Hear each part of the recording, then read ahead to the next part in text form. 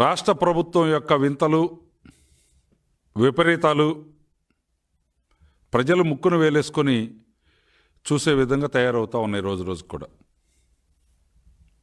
ముఖ్యంగా రైతాంగం మీదకి ఒంటి కాలి మీద రాజద్రోహ నేరాల దగ్గర నుంచి ప్రభుత్వాలు కూల్చే కుట్రల దాకా కేసులు పెట్టేదానికి ప్రభుత్వం సిద్ధమైంది. రైతు తన గోడుని, తన ఆవేదనని, తన బాధని చెప్పుకునేటువంటి ప్రయత్నం చేయటాన్ని కూడా సహించలేని స్థితిలోకి ఈరోజు జగన్మోహన్ రెడ్డి ప్రభుత్వం దిగజారిపోయింది అనేటువంటిది ఈ సిద్ధారెడ్డి గారి మీద పెట్టినటువంటి కేసులో తేలిపోతూ ఉంది. ఈ రాయదుర్గం కాన్స్టిట్యున్సీలో ఈ రైతు సిద్ధారెడ్డి గారు విద్యుత్ రాకపోకలకు సంబంధించి మోటారు పనిచేయకపోవటం మీద వేసినటువంటి పైర్లు ఎండిపోతున్నటువంటి సందర్భంలో తన ఆవేదనని అక్కడున్నటువంటి స్థానిక లైన్మెన్ తోటి మాట్లాడే క్రమంలో ఒక రికార్డెడ్ ఫోను కాల్ని బేస్ చేసుకొని సంబంధం లేనటువంటి కేసులు. ఎప్పట్లాగనే జగన్మోహన్ రెడ్డి ప్రభుత్వానికి అలవాటైన విధంగా న్యాయస్థానాలు వేసినటువంటి అక్షింతల్ని, ముట్టికాయల్ని, చీవాట్లని, మందలింపుల్ని వేటిని కూడా పరిగణలోకి తీసుకోకుండా మళ్ళీ తిరిగి అదే కేసు సిద్ధారెడ్డి గారి మీద 153A 509 రెడ్ విత్ కేసుల్ని ఆ సెక్షన్స్ని బుక్ చేశారు. 153A అనేటువంటిది చెల్లదు. పొలిటికల్ పార్టీలకు సంబంధించి కానివ్వండి, రాజకీయ నాయకులు, ముఖ్యంగా ఎమ్మెల్యేలు, మంత్రులు, ముఖ్యమంత్రులు ఎవరి మీద అయినప్పటికీ కూడా బాధితులు మాట్లాడేటువంటి మాటల్లో నుంచి ఆ కేసు పెట్టడం కుదరదు, ఆ సెక్షన్ పెట్టడం కుదరదు అని చెప్పేసి గౌరవ ఉన్నత న్యాయస్థానం గతంలోనే చెప్పింది. తెలుగు వన్ కేసులో, ఆ తెలుగు వన్ వెబ్సైట్కి సంబంధించినటువంటి కేసులో. అయినా ఈ రాష్ట్ర పోలీస్ యంత్రాంగం జీ హుజూర్ బ్యాచ్గా తయారై సీఎం ఇల్లు ముట్టడికి పోతుంటే అత్యాచారం కేసు, అత్యాచార యత్నం కేసు, ఎస్సీ ఎస్టీల మీద ఎస్సీ ఎస్టీ సెక్షన్ను వర్తించే విధంగా కేసులు పెట్టడం, అన్యాయాన్ని ప్రశ్నించినటువంటి వాళ్ళ మీద హత్యాయత్నం కేసులు పెట్టడం అలవాటైపోయి ఈరోజు రైతు తన ఆవేదనని, తన బాధని చెప్పుకునే క్రమంలో వాడినటువంటి పదజాలాన్ని 153A దేనికి వర్తిస్తుంది? 2 గ్రూపుల మధ్య, 2 తరగతుల మధ్య వివాదాన్ని ప్రేరేపించి గొడవకి కారణమయ్యేటువంటి వ్యాఖ్యలు చేయటం కింద దాన్ని భావిస్తారా? అసలు ఆయన చెప్పిందంటే ఏమన్నా తప్పుందా? అలాంటి స్థితి ఎక్కడైనా వచ్చిందా? ఎవరి మీదకి ఎవరినైనా రెచ్చగొట్టారా? రైతు తన సహసిద్ధమైనటువంటి భాషలో తనకున్నటువంటి పరిజ్ఞానం మేరకు తను మాట్లాడాడు. దాని మీద కేసులు పెట్టడం ఏంటండి? కాపు రామచంద్రారెడ్డి గారు ఒక శాసనసభ్యుడు, నా నియోజకవర్గంలో పరిస్థితి ఇంత దారుణంగా దిగజారిందా, నన్ను నమ్మి ఓట్లేసినటువంటి వాళ్ళు, లేదా నేను పరిపాలనకి యోగ్యుడిగా ఉంటాను, చట్టసభల్లో నన్ను కూర్చోబెడితే ఈ ప్రాంతంలో రైతాంగానికి, ఈ ప్రాంతంలో ఉన్న సమస్యల్ని పరిష్కారం చేసేదానికి నాకు అవకాశం ఉంటుంది అని చెప్పి ప్రజలు భావించి నేను మెజార్టీ ఓట్లు ఇచ్చి నేను గెలిపించి ఆడికి పంపిస్తే, ఆ రైతాంగానికి సమస్య వచ్చి ఆడి సమస్యని వ్యక్తం చేసేటువంటి క్రమంలో మాట్లాడిన దానికి సిగ్గుపడి దాన్ని సరిచేయటానికి బదులుగా అధికారం ఉంది కాబట్టి, పోలీసులు ఈరోజు వైసీపీ నాయకులు చెప్పిన మాటలు వింటున్నారు కాబట్టి రైతును నిలువున దోచుకునేటువంటి దానికోసం ప్రయత్నం చేసే ఆలోచనలో భాగంగా ఎవరూ మాట్లాడకుండా ఉండాలి, ఏ కష్టం వచ్చినా మొద్దుల్లాగా భరించాలి, బానిసల్లాగా పడి ఉండాలి రైతులు అనేటువంటి ధోరణితోటి ఈరోజు రైతాంగం మీద కేసులు పెట్టారు. మీరు మాట్లాడిన దాంట్లో, మీరు చెప్పిన అబద్ధాల్లో, మీరు తోలనాడినటువంటి భాషతో పోలిస్తే సిద్ధారెడ్డి గారు మాట్లాడింది ఏమన్న విషయమేనా?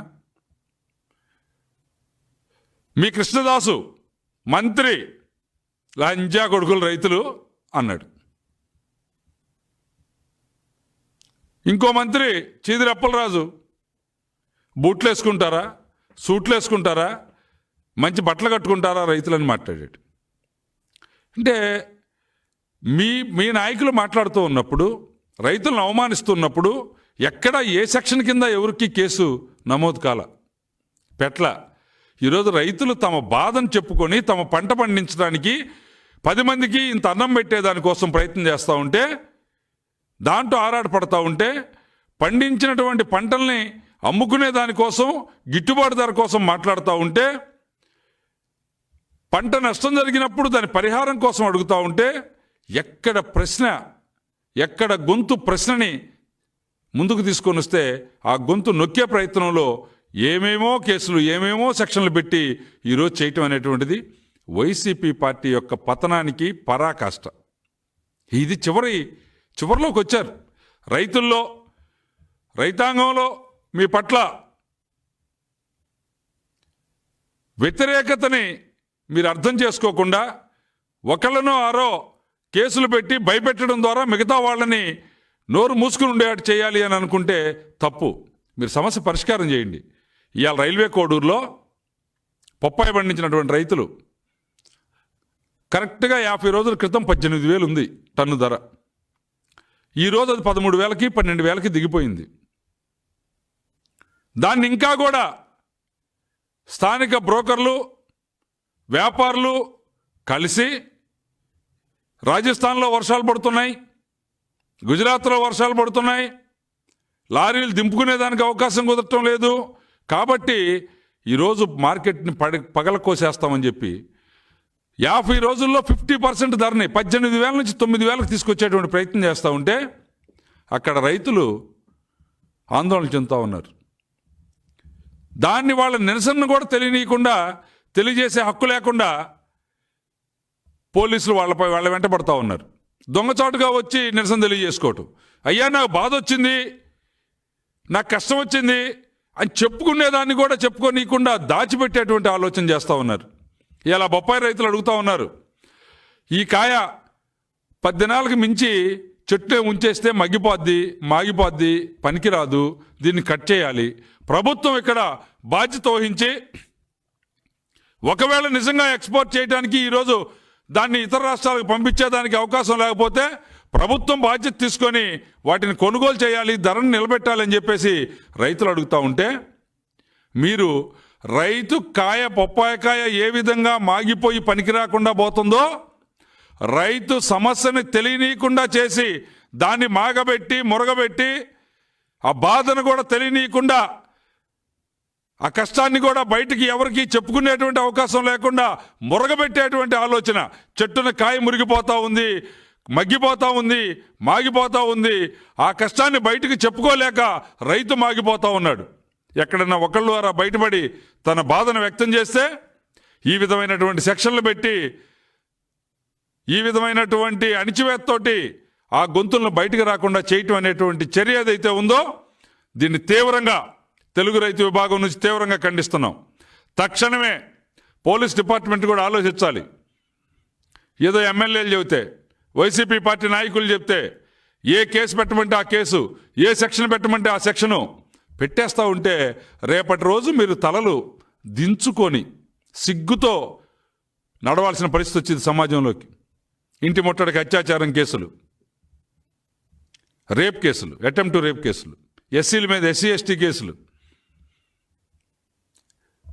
ఒక అక్రమాన్ని వెలుగు చూపడం కోసం చేసే ప్రయత్నంలో హత్యాయత్నం కేసులు.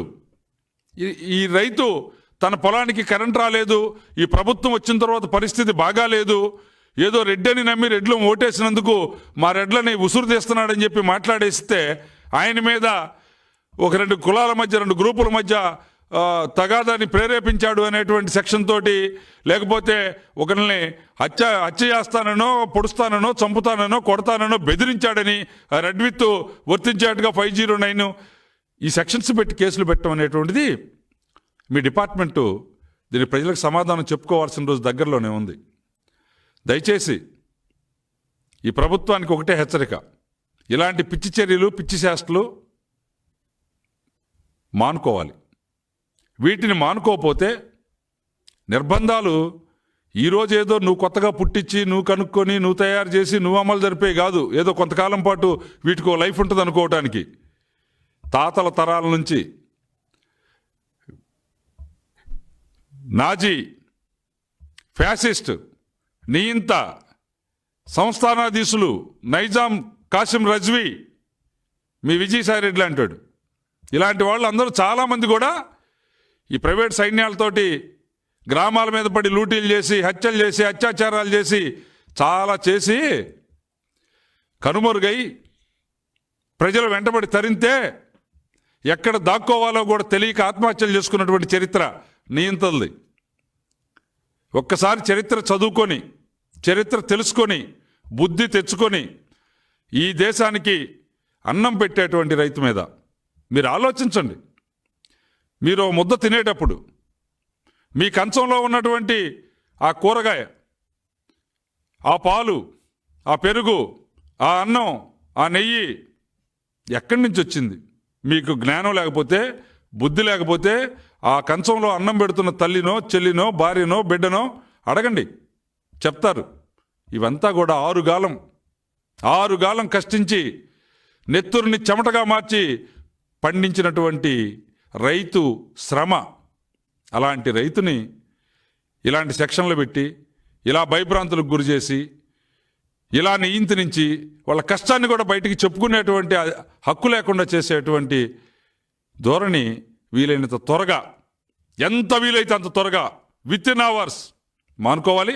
ఫస్ట్ ఆఫ్ ఆల్ సిద్ధారెడ్డి మీద పెట్టినటువంటి కేసుల్ని బేషరతుగా ఉపసంహరించుకొని సిద్ధారెడ్డికి బహిరంగ క్షమాపణ చెప్పాలని తెలుగు రైతు రాష్ట్ర కమిటీ నుంచి డిమాండ్ చేస్తూ ఉన్నాను.